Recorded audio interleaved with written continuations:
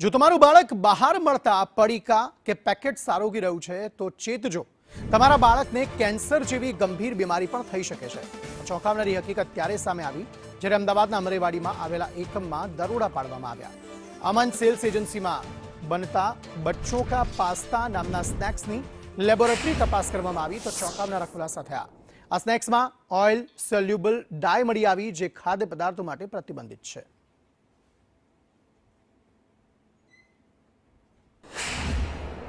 મિલાવટે તો હવે હદ વટાવી છે એવું એટલા માટે કહેવું પડી રહ્યું છે કે બાળકોને વાલીઓ દ્વારા જે ફૂડ અપાય છે, જે પડીકા અપાય છે, જે માત્ર 5 રૂપિયાના પડીકા હોય છે પરંતુ બાળકોને કેન્સર તરફ ધકેલી શકે છે। જી હા, ગઈકાલે જે હેલ્થ વિભાગ દ્વારા તપાસ કરવામાં આવી જેમાં પાસ્તા સહિતના જે 5 રૂપિયાના જે પેકેટ્સ આવતા હતા તેમાં પણ અનહાનિકારક અને જોખમી ભેળસેળ કરતા હોવાનું સામે આવ્યું છે, જેને લઈને વાલીઓમાં પણ હવે ચિંતા ઊભી થઈ છે। ત્યારે અમદાવાદથી કેટલાક વાલીઓ આપણી સાથે જોડાયેલા છે, એમની સાથે જ આપણે વાત કરીએ।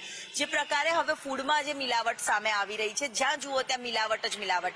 હવે જે પાસ્તા સહિતના જે પેકેટ્સ આવતા હતા એમાં પણ હવે મિલાવટ સામે આવે છે। હા, બિલકુલ એ સમાચાર જોવામાં આવ્યા છે। અત્યાર સુધી અમે બાળકો નાની મોટી કોઈ જીદ કરતા હતા તો એ વિષય ઉપર અમે 5 રૂપિયા, 10 રૂપિયા કે 15 રૂપિયાને પેકેટ કોઈ પણ બજારમાં જે મળી રહ્યા છે એ અમે આપી દેતા હતા। પણ હવે તો એમાં પણ એક ચિંતાનો વિષય ઉભો થયો કે બાળકોને આપવું, ખવડાવવું તો ખવડાવવું શું?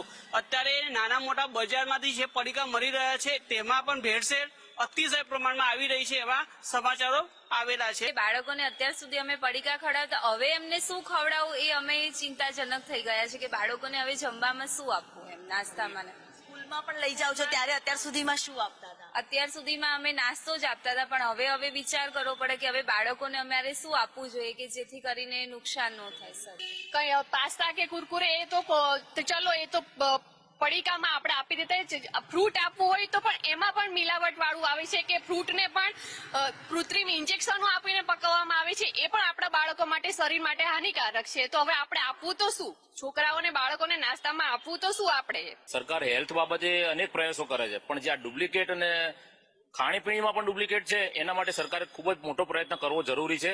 ખોટી રીલો અને વિડીયો બનાવવાથી કોઈ પ્રસિદ્ધિ નથી મળતી પણ ખરેખર જાગૃત બનીને જનતાની સાથે સાથે રહીને સરકારે પણ એમના અભિપ્રાય લઈને ડુપ્લિકેટ ઉપર કડક કાર્યવાહી કરવી જોઈએ। આ બધા વિશે હેલ્થ મિનિસ્ટર અને હેલ્થ કમિશનર આના પર એક્શન અને આના પર કાયદો કાનૂન કેમ નથી લાવતા? આટલી બધી મિલાવટ, પનીરથી લગાવીને શાકભાજીથી લગાવીને બધું દરેક જગ્યા તમારે, ચાહે જીરામાંથી પેલા જીરામાંથી વરિયાળી બનાવીને વરિયાળીમાંથી જીરા બનાવતા હોય, આવું અનેક મિલાવટો આપણા ગુજરાતમાં ચાલી રહી છે। એના ઉપર હજી સુધી હેલ્થ મિનિસ્ટર કેમ કઈ બોલતા નથી? કડક કાર્યવાહી આવા બેદરકાર લોકો સામે કરવામાં આવે તેવી માંગ કરવામાં આવી રહી છે। કેમેરામેન પુખરાજ શર્મા સાથે દિવ્યા ચૌહાણ, સંદેશ ન્યૂઝ।